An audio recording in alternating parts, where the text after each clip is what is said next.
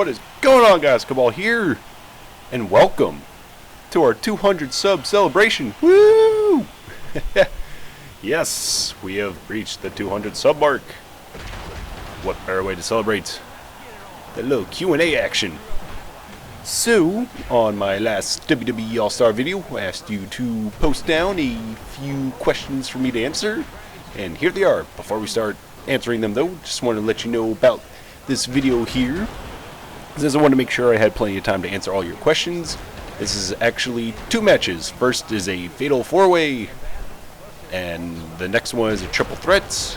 I'm playing as HBK both times, and I get awesome finishes with both of them. Now, I actually cut this one off that's playing right now about halfway through the match because it was a whole bunch of stalling for the remainder of the match. And as you see right now, Cody Rhodes just kept acting like a little bitch. And it frustrated me, and I actually cut out the recording about 10 minutes into the match because Cody Rhodes actually pinned me instead of going for a finish. And it was frustrating as all hell, to be honest with you. But the second match is actually the next one, where I played against the same player, going as Cody Rhodes, and I give him the business, per se. So I hope you enjoy the matches in the background while we answer some questions. So let's get the easy ones out of the way first. First question was, what's that smell? Well, isn't it obvious? It's what The Rock is cooking. Word. Second one, how old am I? I am 25 years, 8 months, and 18 days old. Yes, I did the calculation. Just for you guys. Next one, peanut butter or jelly? Well, I hate jelly, so peanut butter all the way. And if I have to choose, you have to go with chunky. I love some peanuts in my peanut butter. Yeah, dog. Alright, now time to go to some of the harder questions. First one was, are you getting Saints Row the Third? I'm debating whether or not I'm going to get that. The game looks fun as hell, don't get me wrong, and the amount of customization and all the random crap that you can do, it looks like it's going to be a blast. But I always have a hard time sticking with open world games from beginning to end. Perfect example, the Grand Theft Auto series. I have never beaten one of those games. Closest one I got to beating was, I believe it was GTA 2. But most of the time I just got stuck in the first world, running around the tank and just destroying everybody in it. It was hilarious.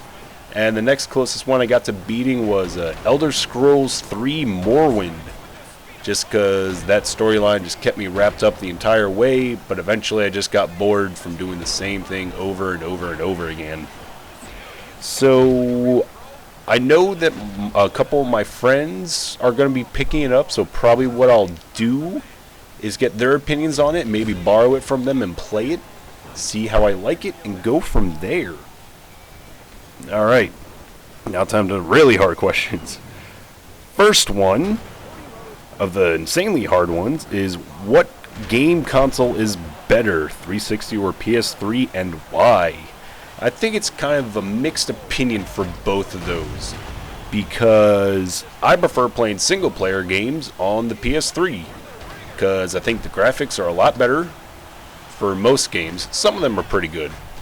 Some of them are, or I shouldn't say pretty good, some of them are pretty equal compared to 360.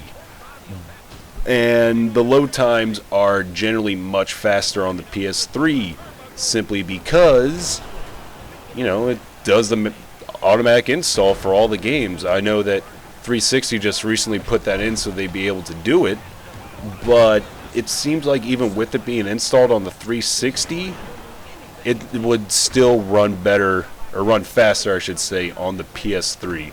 That's just my personal opinion, at least on the games that I've tried. But multiplayer-wise, it goes 360 hands down. Now, the main reason is connectivity. The connectivity is so much better on the 360 compared to PS3, but that's what you get for having a free service. So, one big reason why I'm saying it that way is just look at Call of Duty.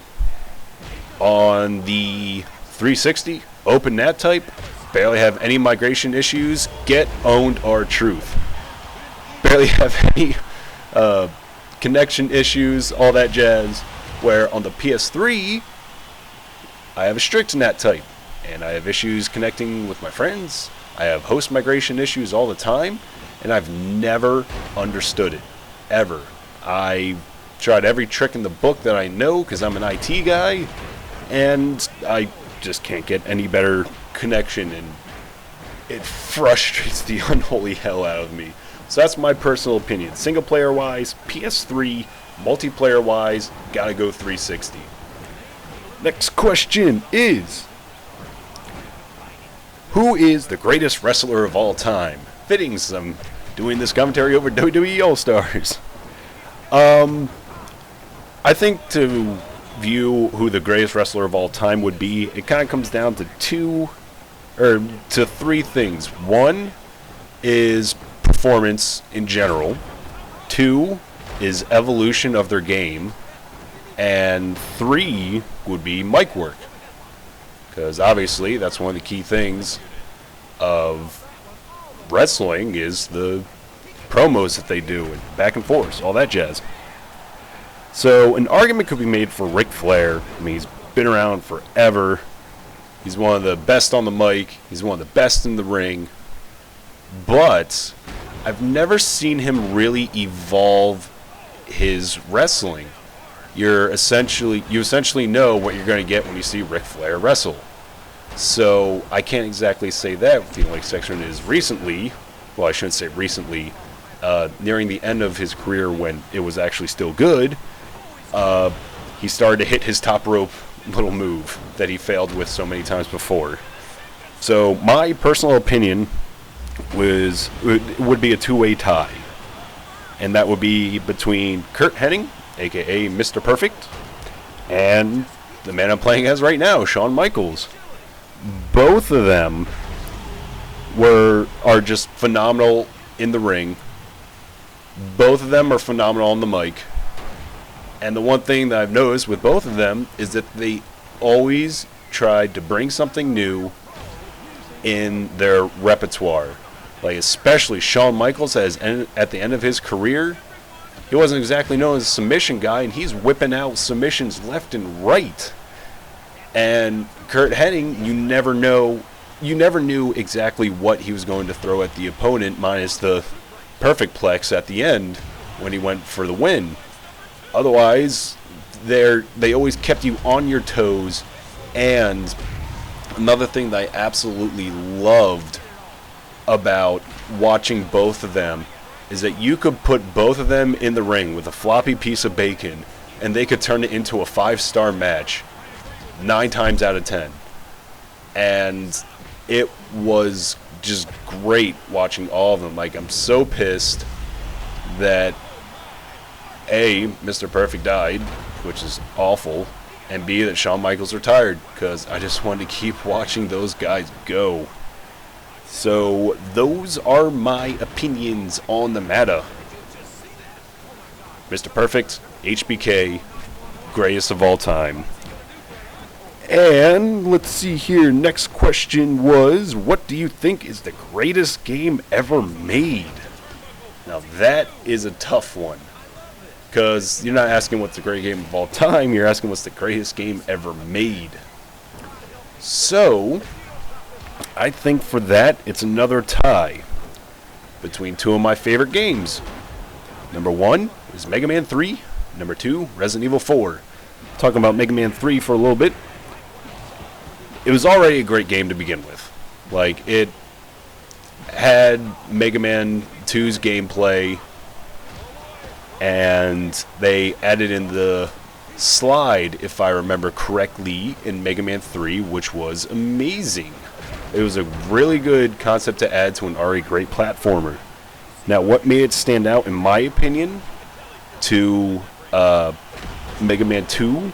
Well, that would simply be, not only did it have, in my opinion, the second best set of bosses, But in Wily's Castle, you also face all of Mega Man 2 bosses, which are the greatest. So, go along with that, with flawless gameplay, you have, in my opinion, the perfect platformer. And then you go with Resident Evil 4. Why'd I mention that one? Well,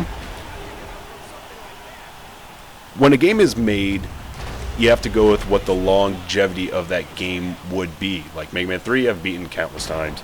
Resident Evil 4, last time I counted, I've beaten it 9 times so far. And it never gets old for me. The story, while the voice acting was cheesy, the story was pretty awesome. The gameplay gets criticized by a lot of people, though, especially with the aiming and standing still, like not being able to move while you aim. I never had a problem with that. I thought it added a nice bit of suspense to the gameplay, knowing that, okay, you can't stay in one spot or you're going to get swarmed by the Illuminati. So it always kept you on your toes to run away, pick your spots, and it was just amazing. Like I said, it's one of those games where no matter how many times I've beaten it, and by the way, I'm working on my 10th one with the HD release, it's just great. It's simply put, it's just great. It's perfect. So that's my opinion. 2 of the greatest games that are ever made. So I have one last question, and the reason why I saved it for last, right before the video ends, since we have about a minute left, is because I've explained it before, but I'll explain it again for you guys. What is all? Well, it started with my friend James. We all worked at Wallet together. It's pretty much our call out for whenever we saw the hotties, the hot women that came roaming into the place.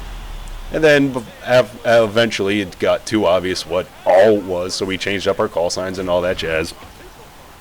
But after, we couldn't exactly use that from when they started hearing us, it kind of became our call sign. Like whenever we see each other, oh, and they hear like 30 different ohs going on at once.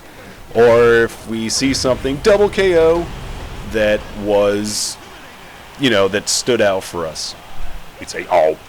Alright guys, this is Cabol here, signing off. Thank you all of you for 200 subs. Look forward to doing this for the next 200 and more. Peace!